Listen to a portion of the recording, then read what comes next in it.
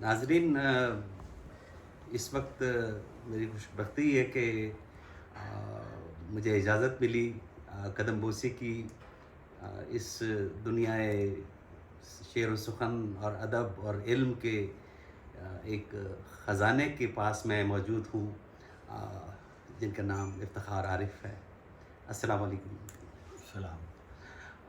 حضور، میں نے فون کیا تھا بھاولپور سے روانگی پہ، تو آپ نے فوراً کہا کہ آپ آ جائیے۔ اتنی آسانی سے میسر ہو جانا آپ کا جو ہے وہ ہمارے لیے ایک نعمت غیر مترکبہ جس کو کہتے ہیں وہ ہے۔ تو ایک اس کے لیے تو پہلے بہت شکریہ آپ کا۔ تو میں چاہوں گا کہ آپ ہمیں کچھ اپنے وقت کے بارے میں بتائیے، جو آپ کا اوائل زندگی تھا، جو روایات تھیں اور جو کچھ فی زمانہ جو ہو رہا ہے اس بارے میں، اور اس کے بعد شعر و سخن کے آپ اس وقت والی و وارث ہیں۔ آپ کے جو ہم اثر تھے ان کے بارے میں کچھ گفتگو تھوڑی سی ہو جائے، اور آخر میں کچھ اپنا کلام عطا فرمائیے ہمیں۔ بسم اللہ الرحمن الرحیم۔ آپ نے وہ ایک وقت اتنی باتیں کر لی ہیں کہ اگر اس کے ایک ایک سوال کا جواب میں دینا شروع کروں تو بہت دیر ہو جائے گی، اور آپ نے زحمت کی، اور مجھ کو یہ بات نہیں معلوم تھی کہ جب آپ نے آنے کی خواہش کا اظہار فرمایا تو آپ بھاولپور میں تھے۔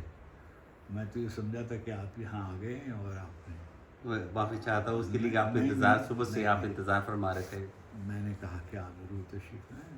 اور اب کیا ہوتا ہے کہ ادیب شاعر بہت زیادہ ذمہ دار نہیں ہوتے، اور نہ ان کا مزاج ایک جگہ پر ہوتا ہے، اور نہ ان کی طبیعت جو ہے وہ یکساں ہوتی ہے۔ اس طرح آپ بات کوئی چیز خوشگوار ہوتی ہے، ناخوشگوار ہوتی ہے، لیکن ہمارے ہاں ایک ادب کا حکم ہے، اور جو بھی آدمی ہمارے گھر تشریف لائے اس کا احترام ہم پر واجب ہے، جو بھی ہماری اوقات حیثیت ہے۔ آپ نے زحمت کی اور آپ تشریف لائے۔ اب یہ جو بات ہے، میں 80 برس کا ہو گیا، مارچ۔ اب 80 برس کی عمر کے آدمی کو کیا اس کا بچپن یاد آئے گا، کیا اس کو بچپن کی باتیں یاد آئیں گی، اور اس کے بچپن کی باتوں سے آج کے زمانے کے لوگوں کو کیا دلچسپی ہوگی، اس ماحول سے جس میں میں نے آنکھ کھولی اس سے کیا دلچسپی ہوگی، وہ سب بالکل خواب و خیال ہو گیا۔ سب لکھنؤ کی تہذیب اور اس کا ادب اور اس کی نشست و برخاست اور اس کی زبان، اور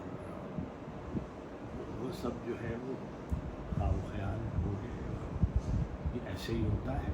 اور میں جب وہاں سے پاکستان آیا تھا اس وقت یہ بات بالکل واضح تھی کہ میں ایک نئے ملک میں جا رہا ہوں جہاں یہ سب نہیں ہوگا جو میں چھوڑ کر آیا تھا۔ اب میں کراچی آ گیا۔ زندگی کے جو جدوجہد کا جو زمانہ ہے میرے لیے وہ بہت زیادہ نہیں رہا۔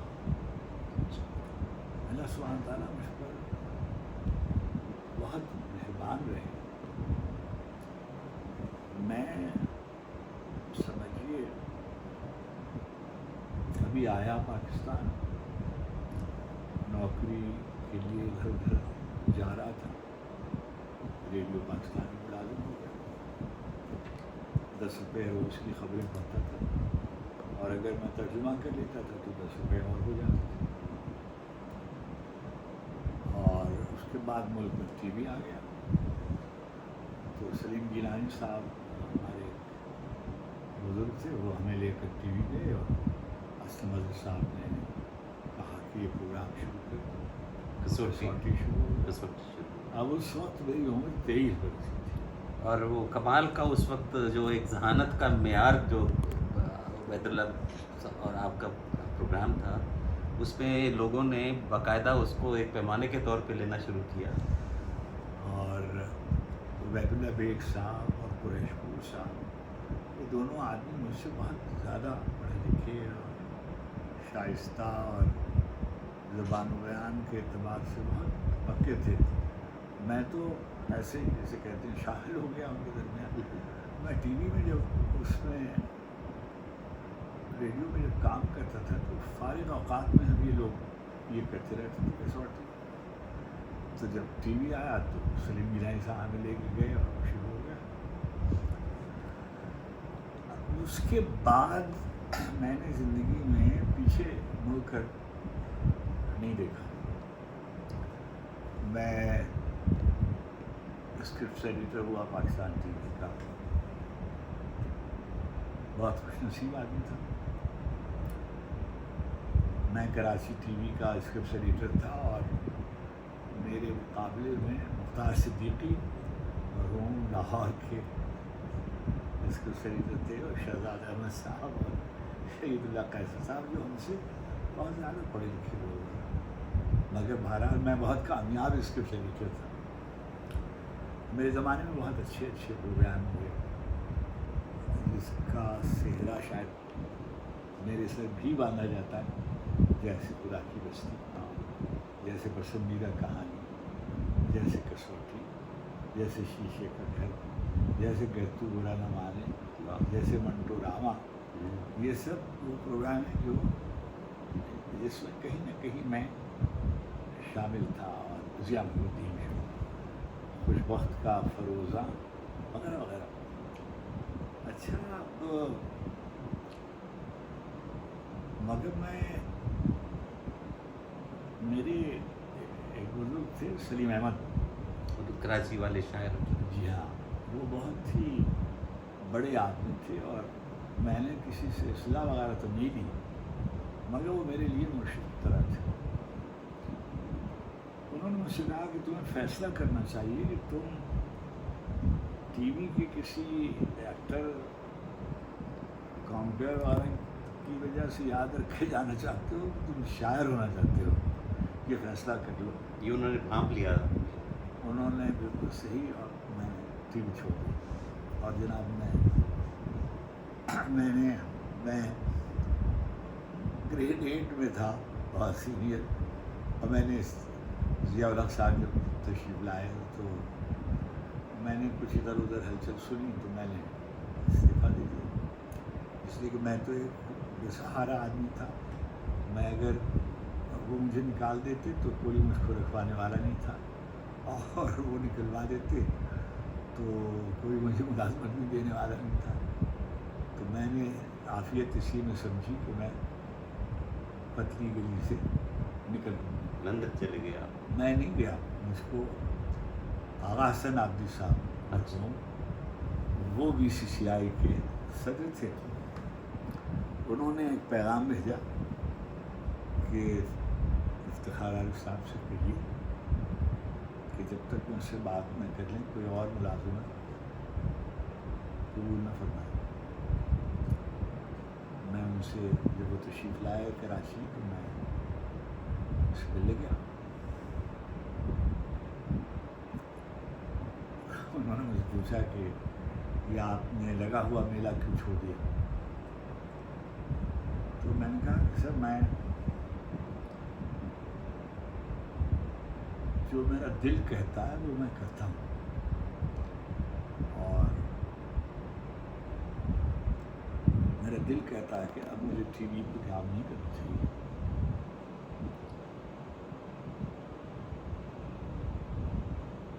تو انہوں نے کہا کہ میں نے کہا کہ میں اپنی زندگی کے تمام فیصلے دل کے نریٹو کرتا ہوں، دلیل سے نہیں کرتا. تو انہوں نے ایسے ہاتھ بڑھایا اور کہا कहा कि अब आपके साथ रहेगा, हमारा साथ रहेगा। और उन्होंने, हम जब बाहर निकले उनके कमरे से, तो उस वक्त तक उन्होंने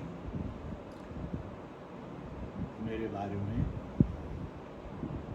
तनख्वाह और मराआत का फैसला कर चुके थे। मेरे दोस्त अज़हर अब्बास हाशमी जो थे वो मुझे ले गए थे अपनी गाड़ी में वहाँ, लेकिन जब मैं बाहर निकला तो मुझे साहब के जो ऑफिसर थे, अफजल नाम है उनका, वो अभी हयात थे।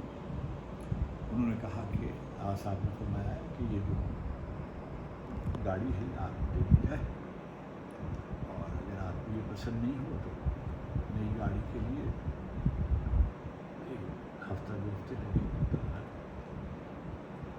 और जनाब मैं इस सीआई मुलाजिम गया। अब मैं लंदन चला गया।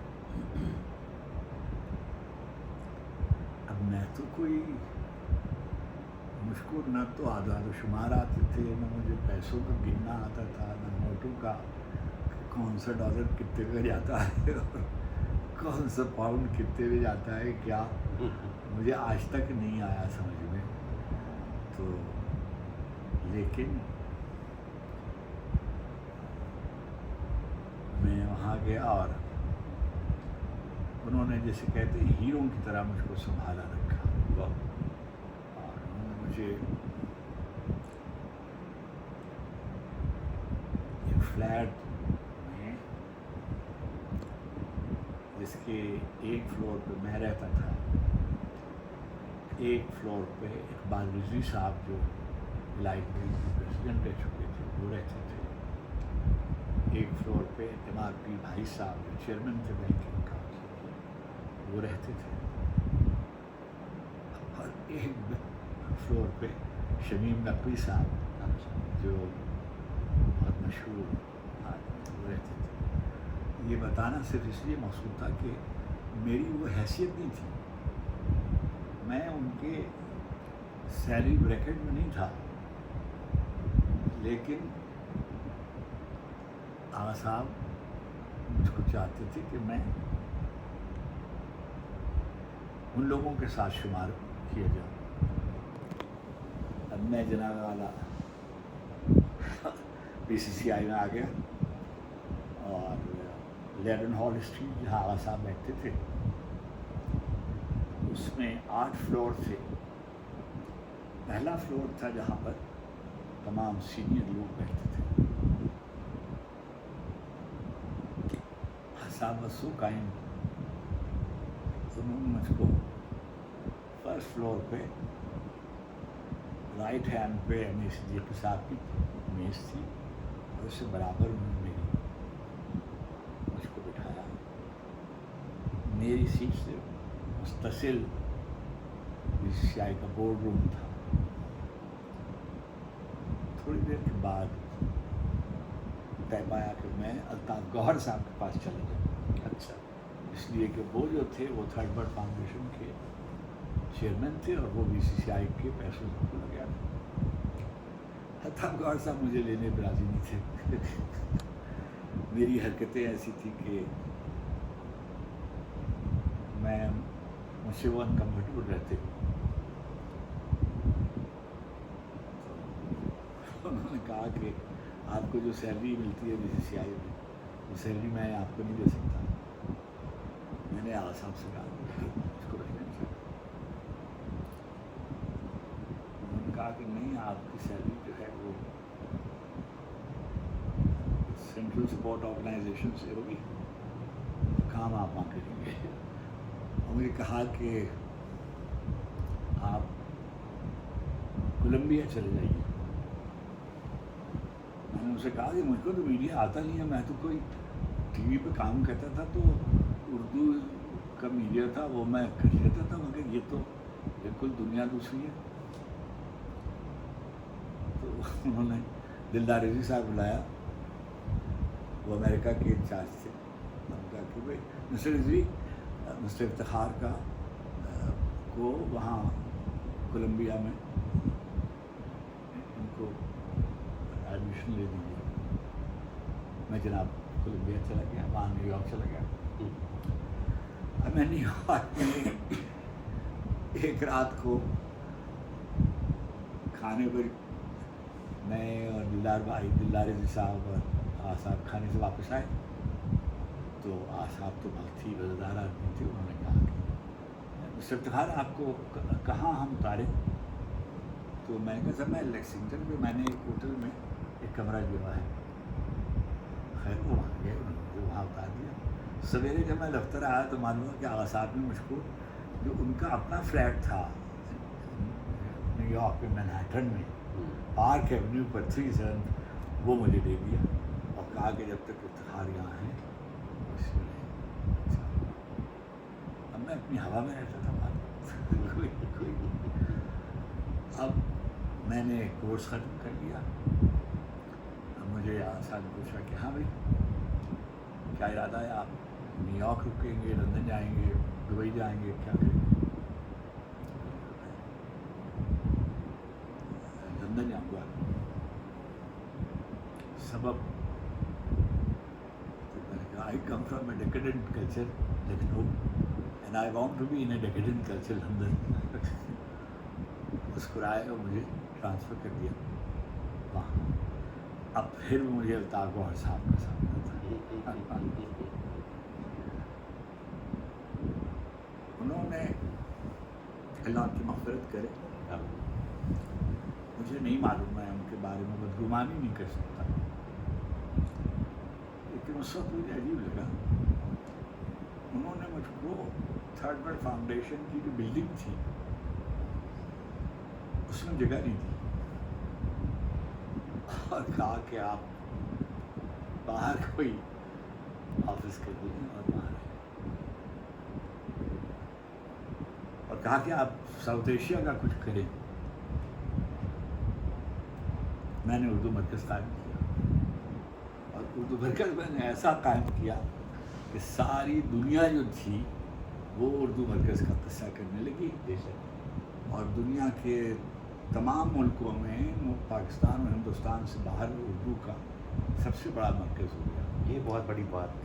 अब वहाँ मैंने जनाब 13 बरस पिकडिली में वो दफ्तर था, फैज़ वहाँ आए, राशिद, ये सरदार जाफरी, कैफ़ी आज़मी, महेंद्र सिंह बेदी सहर, आले अहमद सुरूर, कुरतुलैन, हैदर, गोपी चंद नारंग, शमसुर रहमान फारूकी, एन मरी शिमल, रैल्फ रसल, ब्रायन सिल्वर, कोई ऐसा बड़ा अदीब, मुमताज़ मुफ्ती, अहमद नदीम कासमी, अदा जाफरी, किसी का नाम लें वो सब वहाँ तशरीफ़ लाते थे। और ज़ाहिर है कि मैं I was centre of the मरकज़। फिर क्या हुआ? फिर BCCI लिक्विडेट हो गया। अब हम बिल्कुल बेरोज़गार हो गए, सब लोग जो BCCI में थे। अब क्या करें? बेशतर लोग गिरफ़्तार हो गए, बहुत से लोग। मैं तो गिरफ़्तार नहीं हुआ, इसलिए कि मैंने तो कोई काम ऐसा किया नहीं था। उसी ज़माने में बीबी की हुकूमत आई। ख्वाजा शाहिद हुसैन एक बुज़ुर्ग थे जो मेरे बॉस रह चुके थे और TV में और कल्चर के सेक्रेटरी थे यहाँ। उन्होंने मुझसे कहा तुम वापस आओ। और गुलाम मुस्तफ़ा शाह साहब हमारे सिंध के एक वज़ीर थे, मैंने फ़ोन किया, उन्होंने कहा कि इफ्तिखार जो है ये वगैरह वगैरह, तो उन्होंने डाटा मुझे बहुत तर कहा कि immediately you should come to Pakistan. उसी ज़माने में मुझे मॉस्को से लोटस की एडिटरशिप ऑफर हुई। फैज़ साहब के बाद वो खाली थी बड़ी हुई सी, तो मैंने कहा मैं कैरो नहीं जाऊंगा। उन्होंने कहा कि अच्छा आप बर्लिन आ जाएं। दूसरी साहब कभी नहीं करना चाहिए। ज़ाहिर है सोवियत यूनियन से हमारे ताल्लुकात तो कोई अच्छे नहीं, यानी खामखा की वजह से جی کیونکہ وہ ہندوستان کے دوست ہیں، ہمارے دشمن ہیں. اور BBC سے بھی مجھ کو جاب آفر ہوئی، لیکن میں یہاں آ گیا. اور میں یہ کس سن کی بات ہے؟ 88 میں؟ 91 90 میں 90 میں. میں یہاں آ گیا. اور میں ابھی لمبا قصہ ہے. اکادمی ادبیات پاکستان کے DG مقرر کیا. جی اکادمی ادبیات پاکستان کا DG 20 گریڈ میں ہوتا ہے، لیکن اصابت ریاض کھوکر فارن آفس کے جی جی بہت سی بعد میں فارن سیکٹری ہوئے، مگر اس وقت ایڈیشنل سیکٹری تھے. اور انہوں نے مجھے کہا کہ نہیں، اس کی بہت تنخواہ تھی، نہیں میں اس کو اتنے پیسے، اس کو زیادہ پیسے ملنے چاہیے. انہوں نے مجھے 21 میں دے دیا. اچھا تو میرا چیئرمین بھی 21 میں تھا، میں بھی 21 میں تھا. اچھا. تو پھر میں اس کو تنگ بہت کرتا تھا، بیکاز وہ تو بس ان دا سیم گریڈ. غلام ربانی آگرو صاحب تھے، بڑے اچھے آدمی تھے، مگر میں کوئی میری طبیعت میں چھیڑ چھاڑ کا تھا بس. افتخار صاحب ایک چھوٹی سی بیچ میں اب یہ ساری بہت ہی کمال آپ نے بیان فرمائی. جو شعر کہنے کا وقت آیا اور پھر اس کے بعد آپ نے جو نظم اور غزل کے اندر اور پھر کس صنف کے اندر آپ نے کمال نہیں دکھایا. اور آپ کا کلام اس وقت ہم اپنی ٹیبل پہ بیٹھ کے کوئی بھی صفحہ کھول لیں تو بہت ہی پورے ہوئے. یہ کب سے شروع ہوا اور یہ کون سا وقت تھا جس وقت آپ کو یہ جیسے آپ نے فرمایا کہ کراچی میں سلیم احمد صاحب نے کہا تھا کہ آپ شاعری دیکھیے کیجیے؟ ایسی ہے کہ میں نے کسی کہنے پہ شعر نہیں لکھے، اچھا. کسی خاتون کے لیے شعر نہیں لکھے، کسی کے خلاف شعر نہیں لکھے. اور میں نے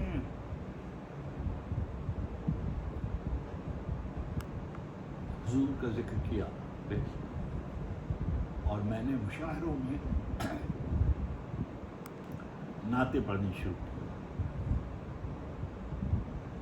جو لوگ اس کو برا سمجھتے تھے، گریز کرتے تھے، میں نے سلام پڑھنا شروع کیا. ماشاء اللہ آپ کے کلام کے اندر موجود ہیں سارے. اور میرا یہ خیال تھا کہ جو بھی میرا تخلیقی وجود ہے اس کا پورا مظاہرہ ہونا چاہیے. اگر میں اپنے اللہ کو یاد کرتا ہوں تو ان کا ذکر ہونا چاہیے، اللہ کے رسول کا ذکر کرتا ہوں تو ان کا ذکر ہونا چاہیے، اہل بیت کا افتخار کا ذکر کرتا ہوں ان کا ذکر ہونا چاہیے، اپنی اماں کا ذکر کرتا ہوں صحیح، بچوں کا ذکر کرتا ہوں، ملک کا ذکر کرتا ہوں. تو میرے لیے یہ سب چیزیں جو تھیں یہ پرائورٹی تھی. میں نے کسی فرمائش پہ نہیں لکھے، میں نے کسی کے کہنے پر کوئی کسی وزیر کے، کسی مشیر کے، کسی فوجی کے، کسی کہنے پر کسی کے شعر نہیں لکھے. اور اللہ نے خان صاحب لکھنؤ میں میر انیس اور ان کے بعد انہوں نے اہل بیت کے بارے میں اور وہ جتنا کلام تھا ان کا، اس کے بیچ میں ہمیں کافی وقفہ نظر آتا ہے اور پھر آپ نظر آتے ہیں یہاں، جس میں جس محبت اور عقیدت اور جذب کے ساتھ آپ نے کلام لکھا ہے اہل بیت کا. وہ دیکھیے ایسا ہے نہیں. اچھا. میر انیس عالم مقاموں کے زمانے میں مرزا دبیر اسی زمانے میں شعر کہتے تھے، اور پھر ایک بڑی روایت ہے مسیح کی، اگر میں نام لینا شروع کروں، انس، مونس، عشق، تعشق، رشید، شدید، شہید، یہ خود انیس کے خانوادے کے لوگ اتنے ہیں، مرزا دبیر کے خانوادے کے اتنے لوگ ہیں، خود 20ویں صدی میں یہ 5 آدمی ہیں جنہوں نے بہت طاقتور شعر کربلا کے بارے میں لکھے. جوش ملیح والی، سید آل رضا، نسیم امروہوی، جمیل مظہری، نسیم امروہوی، مصطفیٰ زیدی، امید فاضلی، محسن نقوی، جی سیف زلفی، یہ سب اچھے شعر کہتے تھے. اب اس میں میں آ گیا، میں نے سلام لکھے اور میں نے بہت کم لکھا ہوا، 4-5 سلام لکھے میں نے، مگر میری لاٹری نکل آئی. وہ سب بہت مشہور ہو گئے. شرف کے شہر میں ہر بامدر حسین کا ہے، زمانے بھر کے گھرانوں میں گھر حسین. کربلا کی خاک پر کیا آدمی سجدے میں ہے، موت رسوا ہو چکی ہے، زندگی سجدے میں ہے. حسین تم نہیں رہے، ہمارا گھر نہیں رہا تمہارا گھر نہیں رہا، مگر تمہارے تمہارے بعد ظالموں کا ڈر نہیں. ڈر نہیں. کیا بات ہے، کیا بات. دلیل بیعت فاسق روا رکھی گئی تھی، مدینے میں بنائے کربلا رکھی گئی. حسین آغوش پیغمبر میں جب لائے گئے تھے، وہیں بنیاد تہذیب اعضا رکھی گئی تھی. اور وہ میں نے شعر لکھے اور وہ مشہور ہو گئے. اب کیا میں کروں، اب کوئی نہیں، وہ دل کو ایسے یہ محبت اور یہ عشق ہے جس میں گم ہو کے آپ نے لکھا سارا. یہ عام شعر نہیں ہے سر. یہ یعنی جیسے آپ نے فرمایا کہ کسی کی فرمائش پہ لکھے گئے، یہ وہ نہیں ہے. ساری چیز، سارا کلام جو لکھا ہے آپ نے. بہت کوئی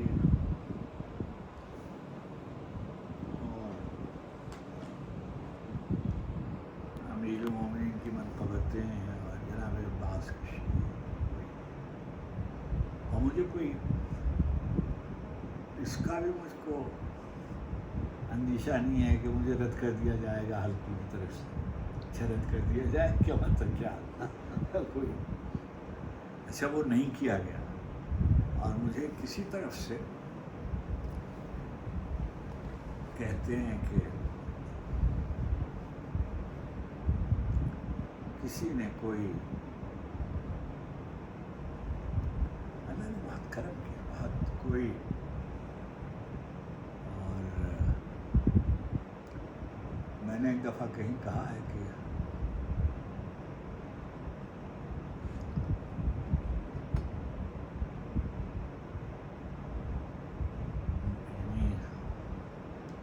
امام جعفر صادق نے فرمایا کہ جس کسی نے میرے جد کے بارے میں ایک شعر بھی لکھا، میں جنت میں اس کے لیے ایک گھر کا وعدہ کرتا ہوں.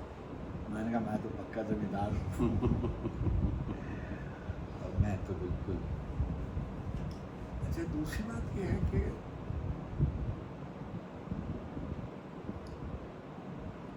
یہ جو محبت ہے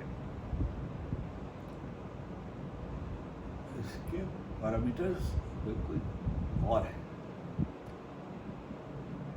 تنہائی میں بھی یاد آتے ہیں، مجمع میں بھی یاد آتے ہیں، خوشی کے موقع پہ بھی یاد آتے ہیں، تکلیف کے موقع پہ بھی یاد آتے ہیں. وہ یاد کرتے ہیں اور ان سے مدد مانگتے ہیں، ان کے وسیلے سے مدد مانگتے ہیں. اور میں نے کہیں لکھا ہوا ہے کہ کریم اپنے غلاموں کو وہ کبھی تنہا نہیں کرتے، کبھی رسوا نہیں کرتے. never happens کہ میں نے کوئی دعا مانگی ہو اور وہ رد ہوئی ہو. سبحان اللہ. میں مستجاب الدعوات میں لکھا ہوا ہے کہ میں کچھ کریموں کے باب نعمت سے منسلک ہوں، سو خود بخود ہو رہا ہے سب انتظام میرا. شروع سے ہی ہو رہا تھا آپ کا انتظام.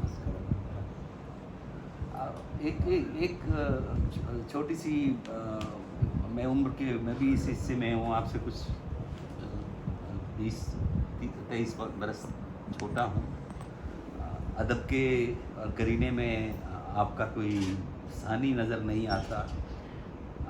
आप बेशुमार दुनिया के इस वक्त हिस्सों में जो शेर पढ़ रहे हैं, लोग सुन रहे हैं, वो सब उस चीज़ को महसूस करते हैं अपने दिलों के अंदर कि जिस महसूसियत के साथ आपने ये शेर लिखे, तो उनका बराबर हक अदा हो रहा है।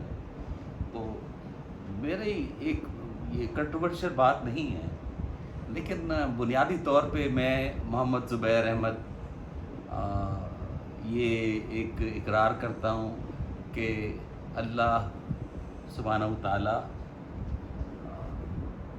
उनके नबी करीम हज़रत मोहम्मद सल्लल्लाहु अलैहि वसल्लम, जिन पे हमारी जान माल बच्चे कुर्बान हों, उनके असहाब और खुसूसन अहले बैत के सदक़े में ही हमें अता होता है सब कुछ। क्या ये मेरा कहना दुरुस्त है? मुझको नहीं मालूम, मुझे तो ऐसे ही है, आपका मुझे नहीं मालूम। नहीं, जो मैंने देखिए, बात कही मैं है, आपसे गुजारिश करूँ कि जो अकीदा होता है वो एक पर्सनल इक्वेशन पर होता है। बिल्कुल ठीक है। एक अल्लाह का तस्वुर होता है ना, पर्सनल गॉड जिसे कहते हैं, पर्सनल इमाम हमारे जो अमीर मोमिनीन का हम जिक्र करते हैं, मौला कहते हैं, जी, हम कहते हैं मौला। तो जब हम खाली मौला कहते हैं तो हमारी बात अमीर मोमिनीन से होती है। मौला अब्बास कहते हैं, इमाम हुसैन को मौला हुसैन खाली मौला जब कहते हैं। हम लखनऊ वाले जो हैं, हम जनाब अमीर कहते थे। अच्छा, हम मौला का नाम नहीं लेते, हम जनाब अमीर कहते हैं। तो ये अब क्या है कि जो भी आपका ताल्लुक़ हो, देखिए आपका नाम है जैसे, बहुत दफ़ा ऐसा होता है कि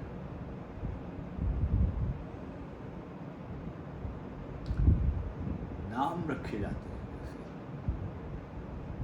है ना। मसलन मेरे बेटे का नाम अली है और मेरी पोतियों का नाम आमिना है और उम्मे अबीहा है, एक मासी है, उसका नाम ज़ैनब है। तो हमने अपनी निस्बतें जो हैं वो जोड़ रखिए। वाज़े की, अनाउंसमेंट किया है ना। जी जी, हमने किसी निस्बत को पोशीदा नहीं रखा है। अब रखा भी क्यों जाए? तो अगर आप सरकारी मुलाजमत में होते तो आपको पता चलता कि कैसे कैसे असरअंदाज होता है आपके नाम, आप प्रमोशन पर आपके। मैं तो बहुत ही ताकतवर आदमी था, मुझको तो कोई लपेट नहीं सकते थे। मेरी कुव्वत अल्लाह ने मुझको दी हुई थी कि मुझे मौला ने बहुत करम किया हुआ था, मैं बिगाड़ नहीं सके। मेरे बहुत दुश्मन थे, बेतहाशा दुश्मन। अब इसमें काबिश कोई न कुछ इस्तेमाल मेरा, हवाएं महफूज कर रही हैं कलाम मेरा। ये मेरे दुश्मन यूं ही तो पसपा नहीं हुए हैं, कोई तो है ले रहा है जो इंतकाम मेरा। वाह, जो मेरे दुश्मन हैं उनको सब दुनिया जानती है कि कौन कौन लोग थे। मैं कुछ करीमों के बाबे नेमत से मुंसलिक हूँ, सो खुद ब खुद हो रहा है सब इंतजाम मेरा। सब मैंने लिख दिया जो भी था।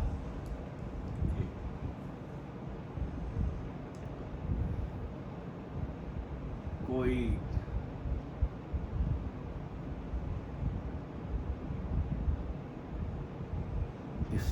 مجھے تو کوئی بعض اوقات حیرت اتنا مجھ کو عطا ہوتا ہے، اس قدر عطا ہوا کہ میں تو شرم آتی ہے بعض اوقات، اللہ نے یہ کیا آپ نے تو وہی اس طرح کر دیا. اور لوگ کہتے ہوتے ہیں، دعا کرتے ہیں. اصل میں زندگی میں کس کی دعا ہوتی ہے، کیا کیا دعا کرتے ہیں زندگی میں، کس کس کی دعا کی جاتی ہے؟ مرتبے کی دعا کی جاتی ہے، شہرت کی دعا کی جاتی ہے، ہنر کی دعا کی جاتی ہے، اولاد کی دعا کی جاتی ہے. یہی دعائیں آسودگی کی دعا کی جاتی ہے. صالح اولاد اللہ نے عطا فرمائی، بیٹا بھی بیٹی. پاکستان میں جتنے اعزازات مل سکتے تھے کسی ایک شخص کو، وہ سب مجھ کو ملے.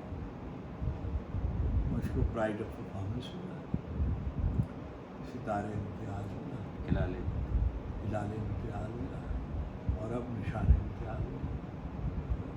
ٹھیک ہے، عام طور پر نشان امتیاز زندگی میں نہیں ملتا.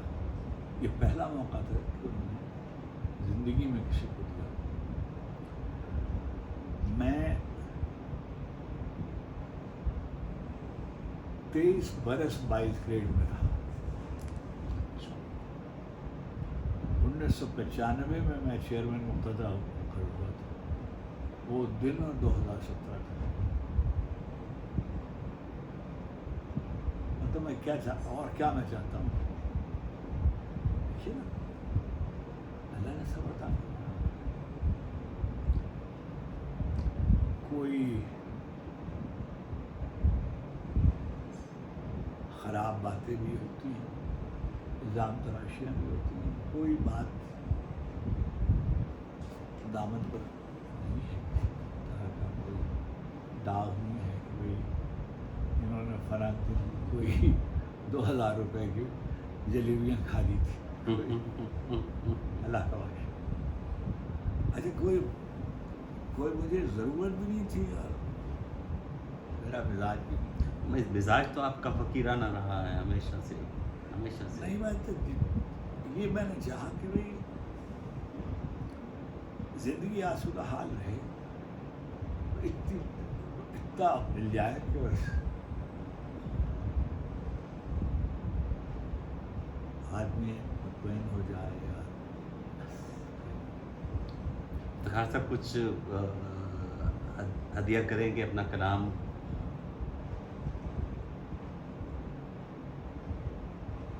جو موجودہ ہمارا، میں یہ پوچھنا یہی چاہ رہا تھا کہ ابھی 70-80 سال اس ملک کو بنے ہوئے ہو گئے. یہ کوئی پیمانہ نہیں ہے کسی بھی علاقے کی ترقی، تمدن یا تہذیب کو آگے جانے کے لیے.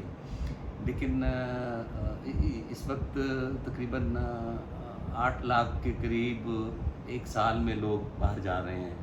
ان میں ہنرمند، انجینئر، آئی ٹی کے لوگ اور آرٹیفیشل انٹیلیجنس کے لوگ، یہ سارے بچے باہر جا رہے ہیں.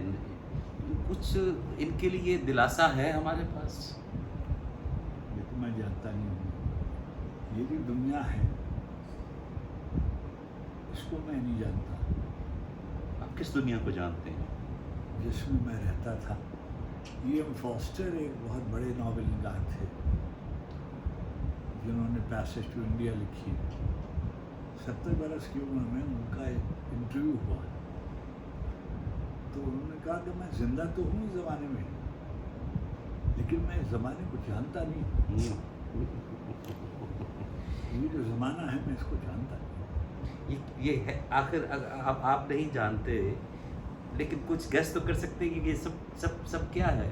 پچھلے 40 برس کے اندر ٹی وی سے لے کے 50 برس ہو گئے ہوں گے. ریڈیو، ٹی وی، گراموفون کی دنیا ختم ہوئی.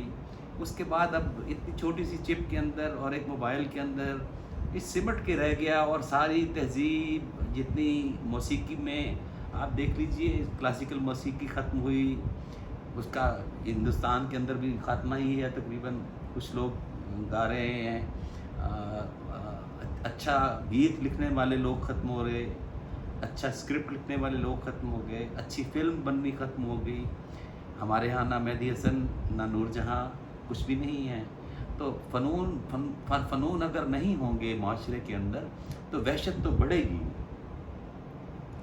اللہ عالم بالصواب، نہیں معلوم، ہم تو کچھ بھی نہیں کر سکتے، لیکن یہ ضرور ہے کہ آخر اس کا ذمہ وار یہ وقت خود ہے یا ہم لوگ تھے جو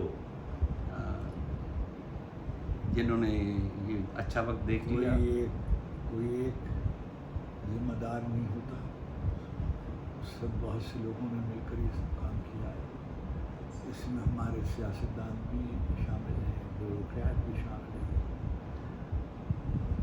ہمارے انٹلیکچوئل بھی شامل ہیں، علماء بھی شامل ہیں. اور یہ ایک دن میں نہیں ہوا، بہت وقت لگا اس کو، اور زوال ہوتے ہوتے ہم نے دیکھا. افتخار صاحب پوری دنیا کو بھی دیکھیں تو وہ بھی غزہ ہے نظر آ رہی ساری، کہ کیپٹلسٹ جو ہیں وہاں پہ ہتھیار بیچنے کی دوڑ ہے، جنگیں کروانے کی دوڑ ہے، ملکوں کو تباہ کرنے کی دوڑ ہے. یہ زمانہ جتنی تیزی کے ساتھ آیا ہے اتنی ہی تیزی کے ساتھ ختم ہو جائے گا یا یہ سسٹین کرے گا آگے اس طرح؟ نہیں معلوم، کچھ کہہ نہیں سکتا. یہ آپ کے جواب بہت اچھے ہیں. نہیں، میں اس لیے کہتا ہوں کہ اس میں میری قدرت نہیں ہے، اور میں اس کو آپ جیسا ذہین انسان اس وقت کوئی موجود نہیں ہے جس سے ہم پوچھ سکیں. صحیح ہے، تو ہدایت کے لیے آئے ہیں آپ کے ہمیں پاس. وہ چیزیں پریمیسز جو ہوتے ہیں، سوال کے پریمیسز جو ہے وہ ہوا میں نہیں قائم کرنی چاہیے، ہے نا. کہ کسی بھی زمانے میں یہ فیصلہ نہیں کیا جا سکتا تھا. ابھی آپ دیکھیے، اللہ کے رسول کی آنکھ بند ہوئی، پھر کیا آپ نے کیا؟ مطلب یہ کہ کیا کیا؟ اچھا، مولانا مودودی نے لکھا کہ مدینے میں کسی نے کہا کہ صحابی تھے، جب سب صحابیوں نے بیعت نہیں کی تھی تو امام حسین نے کیوں پنگا لیا؟ ان کا جب حسین نے بیعت نہیں کی تھی تو دوسروں نے بیعت کی کیوں تھی؟ اچھا، حضرت عثمان کے بارے میں گفتگو ہوتی ہے. ہزاروں صحابی وہاں تھے مگر حضرت عثمان کو بچا تو نہیں سکے، مار دیے گئے. نہیں تو کون کو شیعہ ذمہ دار تھے اس کے؟ سارے صحابی تھے نا جو ہمارا. اس میں شیعہ بھی ہوں گے، یعنی اس میں فرض کیجیے کہ مالک اشتر بھی ہوں گے، محمد ابن ابو بکر بھی ہوں گے، یہ سب بھی ہوں گے، لیکن اتنے سب صحابی تھے جنہوں نے حملہ کیا. اچھا، یہ تو ختم ہو گیا. اب 61 ہجری ہو گئی، امام رخصت ہو گئے، خانوادہ واپس آ گیا. اب آگے 4 سال 3 سال گزر گئے اور مسلم ابن عتبہ جو تھا وہ فوجیں لے کے اور مدینے پہ آ گیا اور اس نے مار مار کے کتا کر دیا، جسے کہتے ہیں، اس کو واقع حرہ کر دیا. 3 دن کے لیے مدینہ مباح کر دیا. ٹھیک ہے جی. کون لوگ آ رہے تھے؟ صحابی رہے تھے. ٹھیک ہے. جب عبداللہ ابن عمر نے امام کی بیعت نہیں کی، حجاج ابن یوسف کی بیعت کرنے کے لیے پاؤں بڑھا دیا، پھر بیعت کی اس کی. پھر ادھر حجاج آیا اور اس نے تو لگا مار مار کے مکے میں یہ کتا کر دیا جسے کہتے ہیں، اور حرم کو آگ لگا دی. واقعی ہرا بھی اور وہ بھی مسلم ابن عقبہ میں رات کو نام بھول گیا پرسوں، اور بہت دیر میں ڈھونڈتا رہا کہ اس کا بدماش کا نام کیا تھا، تو بہت دیر سے ملا۔ تو یہ سب ہے ہماری تاریخ جو ہے وہ ابھی جو توابین ہیں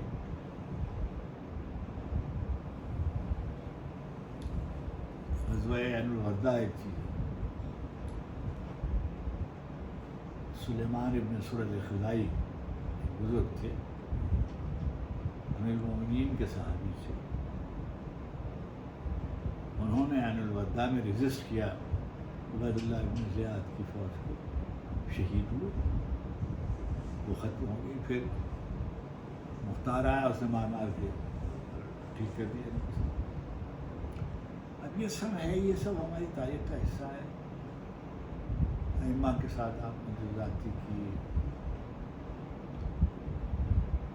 اور ابھی آپ اس پہ دیکھیے فیس بک پہ کیا کیا بدتمیزیاں کرتے ہیں۔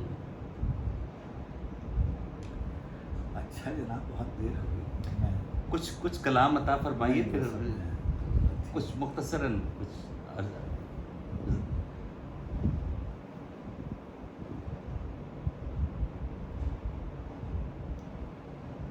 میانے عرصہ موت و حیات رقص میں ہے، میانے عرصہ موت و حیات رقص میں ہے، رقص میں ہے، اکیلا میں نہیں کل کائنات رقص میں ہے۔ اتاق کنگرے عرش کے چراغ کی لو، اتاق کنگرے عرش کے چراغ کی لو، میری گلی کے فقیروں کے ساتھ رقص میں، واہ، ہر ایک ذرہ، ہر ایک پارے زمین و زمان کسی کے حکم پہ دن ہو پھر رقص میں، مجال کس کی کہ جنبش کرے رضا کے بغیر، واہ واہ واہ، مجال کس کی کہ جنبش کرے، کہ جنبش کرے رضا کے بغیر، جو رقص میں ہے اجازت کے ساتھ، واہ واہ واہ واہ واہ، جو رقص میں ہے وہ اجازت کے ساتھ، اجازت کے ساتھ رقص میں ہے، وہ قونیہ ہو کہ بغداد ہو کہ سیون ہو، زمین اپنے ستاروں کے ساتھ رقص میں ہے، واہ واہ واہ، زمین اپنے ستاروں کے ساتھ رقص میں ہے، میں اپنے شمس کی آمد کا منتظر تھا، سو اب میرے وجود میں رومی کی ذات، واہ واہ واہ، میں اپنے شمس کی آمد کا منتظر تھا، تارے شبنم کی طرح صورت خس ٹوٹتی ہے، واہ، آس بننے نہیں پاتی ہے کہ بس ٹوٹتی ہے، ٹوٹتی ہے، واہ واہ، بوئے گل آئے نہ آئے مگر اس شاخ کے بیچ ایسی وحشت ہے کہ زنجیر قفس ٹوٹتی ہے، ایسی وحشت ہے کہ زنجیر قفس ٹوٹتی ہے، ٹوٹتی ہے، آرزوؤں کا ہجوم اور یہ ڈھلتی ہوئی عمر، کیا بات ہے، بڑا شعر ہے، آرزوؤں کا ہجوم اور یہ ڈھلتی ہوئی عمر، سانس اکڑتی ہے، سانس الجھتی ہے، زنجیر نفس ٹوٹتی ہے، واہ واہ واہ، ذکر اسماء الہی کا ہے فیضان کہ اب دم الجھتا ہے نہ تسبیح نفس، واہ، دم الجھتا ہے نہ تسبیح نفس۔ اچھا، اب یہ میں نے کوئی خیال نہیں لکھا ہے، جو میری زندگی ہے وہ میں نے لکھی ہوئی ہے، پڑھ لیتے ہیں، دعا کر لیتے ہیں، اور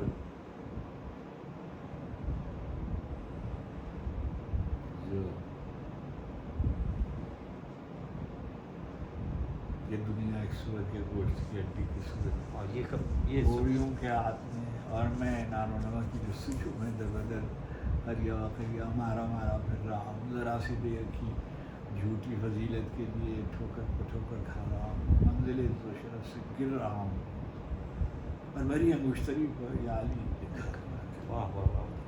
مگر مشتری پر یاری کرنا کرا لینے سے کیا ہوگا کہ دل تو مرحبم کی دسترس میں ہے، مسلسل نغے حرص و حوث میں ہے. یہ عالم ہے کہ آنکھیں دیکھتی ہیں اور دل سینوں میں اندھے ہو چکے ہیں. واہ. اور ایسے میں کوئی حرف دعا خواب بھی نہیں دیتا ہے. کبھی سلمان آتے ہیں، کبھی بوزر، کبھی قمبر میری ڈھارس بناتے ہیں. کمیل آتے ہیں، کہتے ہیں پکارو افتخار آ رہے پکارو. اپنے مولا.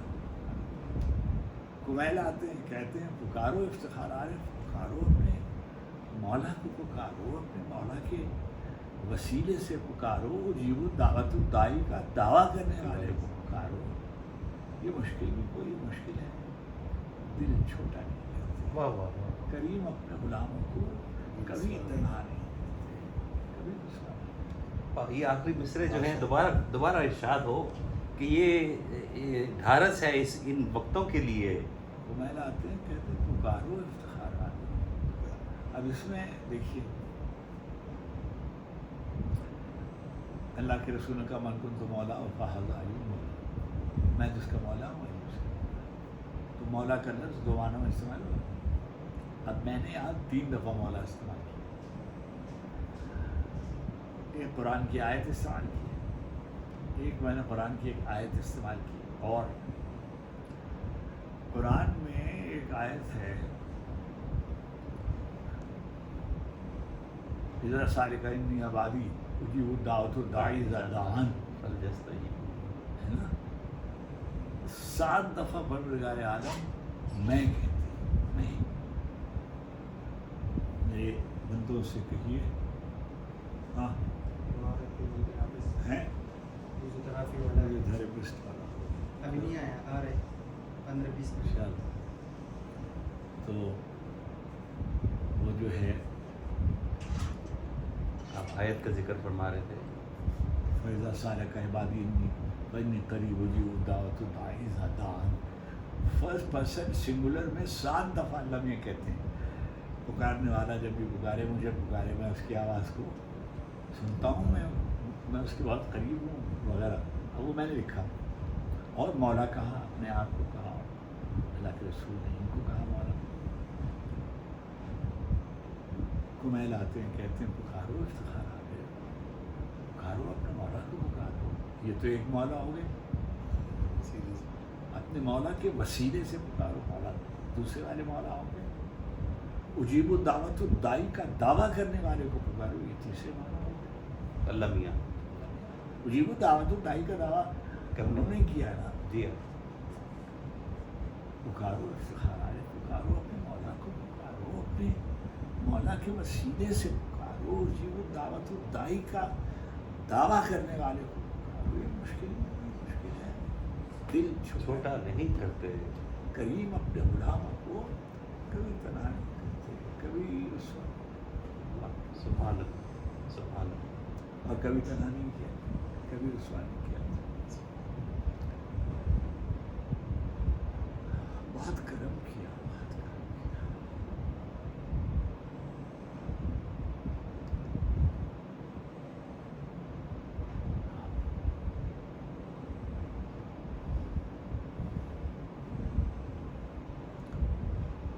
اور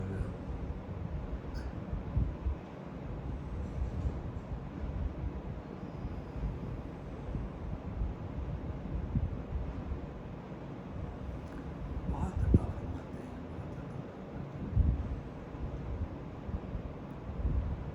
میں لکھتا ہوتا ہوں اور کہیں سے کوئی چیز آ جاتی ہے دل میں، اور میں کہتا ہاں یہ تو ٹھیک ہے. کوئی لکھتے بہت کم میں نے لکھا. دیکھیے اتنی سی کتاب ہے، لیکن میں نے جو بھی لکھا، ابھی دیکھیے میں نے حمد لکھی،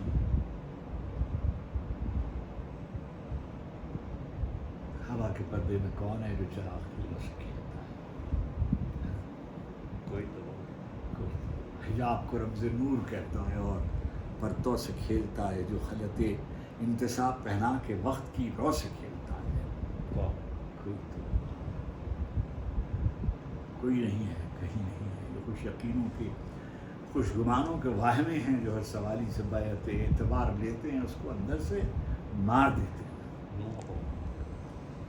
تو کون ہے وہ جو لوہے آب رواں پہ سورج کو ثبت کرتا ہے اور بادل اچھالتا ہے، جو بادلوں کو سمندروں پر کشید کرتا ہے اور بطن صدف میں خورشید ڈھالتا ہے. سبحان اللہ، سبحان اللہ. سنگ میں آگ، آگ میں رنگ، رنگ میں روشنی کے امکان رکھنے والا، خاک میں صوت، صوت میں حرف، حرف میں زندگی کے سامان. نہیں کوئی ہے، کہیں کوئی ہے. سبحان کوئی. اللہ. جب میں نے یہ نظم لکھی تو میں لندن میں تھا. میں واپس آیا تو سلیم احمد صاحب نے مجھے انٹرویو کیا. میں نے یہ نظم پڑھی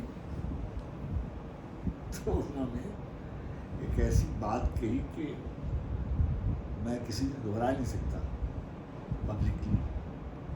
انہوں نے کہا کہ اقبال نے مدح لکھنے کی طرح ڈالی، وہ سوال اٹھا کر ادھورا چھوڑ کر چلے گئے. افتخار نے سوال اٹھایا اور اس نے جواب دیا. جواب سے آپ متفق ہوں یا نہ ہوں، مگر اس کو کریڈٹ دیا جاتا ہے کہ اس نے جواب دیا. کوئی اس کا جسٹیفیکیشن دیا. خیر، مگر مجھے تو کوئی بڑا مجھے، اور دعاؤں کے بارے میں تو میری ابوالخیر کشفی نے لکھا کہ افتخار عالم کے فرشتوں کو بھی یہ نہیں معلوم ہے کہ اس کی دعائیں کون سی منزل میں قریب ہوتی ہیں.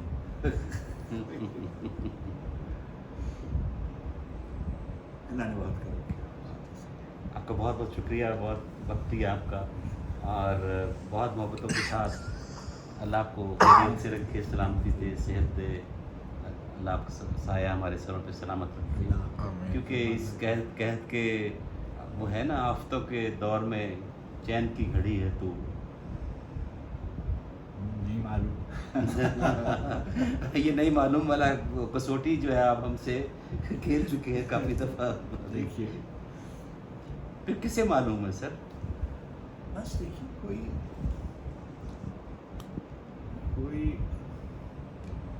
میر صاحب کا شعر ہے، کسی کے ہو رہو اچھی نہیں یہ کچھ، کسی کی زلف سے لازم ہے سلسلہ دل کا. تو آدمی کو کسی کے سپرد کر دینا چاہیے اپنے آپ کو. بس یہ اصل حقیقت ہے. یہی اصل کسی کی ہو حقیقت. رہو اچھی نہیں یہ کسی کی زلف سے لازم ہے سلسلہ. ہم نے تو اپنے آپ کو ان کے دامن سے جوڑ لیا اور بے نیاز ہو گئے. اور میں تہران میں تھا تو میں نے کسی سے کہا، ایسے گھر کی بات ہوئی تھی کہ آپ کا گھر کہاں ہے، تو میں نے کہا یہاں کا بتاؤں کہ وہاں کا بتاؤں. تو میں نے کہا کہ وہاں کا گھر میں آپ کو بتا سکتا ہوں. نبی کریم علیہ السلام کے گھر کے جو سامنے والا گھر ہے وہ امیر المومنین کا ہے جنت میں، اور اس کے جو سرونٹ کوارٹرز ہیں اس میں کہیں نہ کہیں میرا بھی خیال ہوگا. اس لیے کہ جو بزرگ وہاں ہیں میں وہ مجھ کو چھوڑ نہیں سکتے. ابو ذر نہیں مجھے چھوڑ سکتے، حجر ابن ابی نہیں چھوڑ سکتے، سلمان مجھ کو نہیں چھوڑ سکتے، مقداد مجھ کو نہیں چھوڑ سکتے، مولا مجھ کو نہیں چھوڑ سکتے. اور انہیں کیسے چھوڑ دیں؟ آپ تو اب بیوی کیسے چھوڑ دیں؟ ابھی میں نے لکھا ہے نا کہ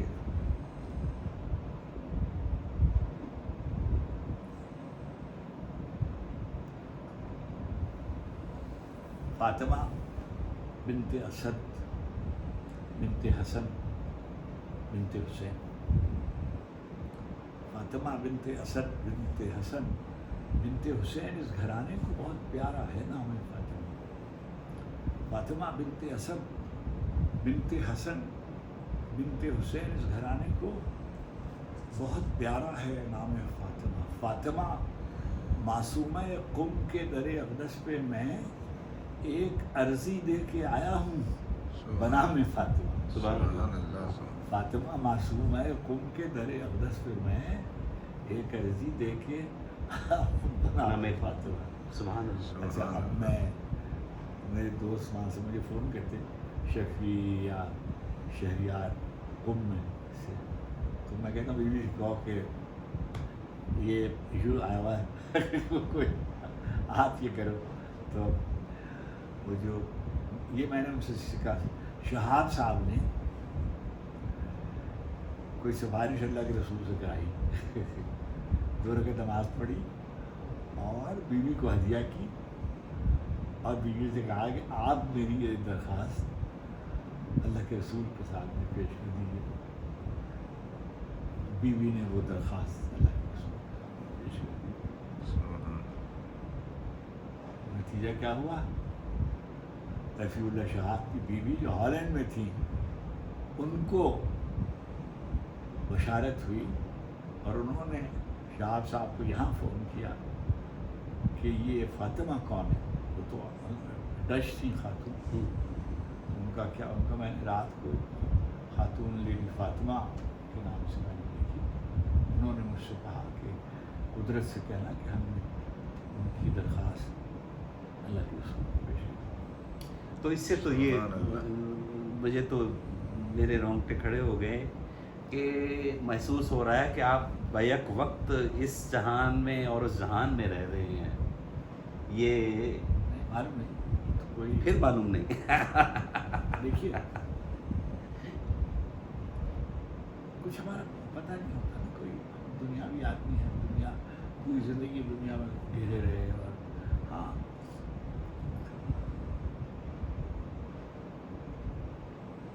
فرید الدین گن شکر سے کسی نے پوچھا کہ شیخ تمانیت کاہے میں ہے؟ فرمایا ترک دنیا میں۔ کہ دنیا کیا ہے؟ فرمایا جو تیری ضرورت سے زیادہ ہے، وہ دنیا ہے۔ جو تیری ضرورت سے زیادہ ہے۔ بس اب کسی کے لیے کیا ہے تو اللہ کسی کے لیے۔ مہربانی جناب، شکریہ، بہت شکریہ، بہت شکریہ۔ اللہ آپ کو خوش رکھے۔ سلام۔ السلام علیکم۔ کوئی آپ تواضع نہیں کر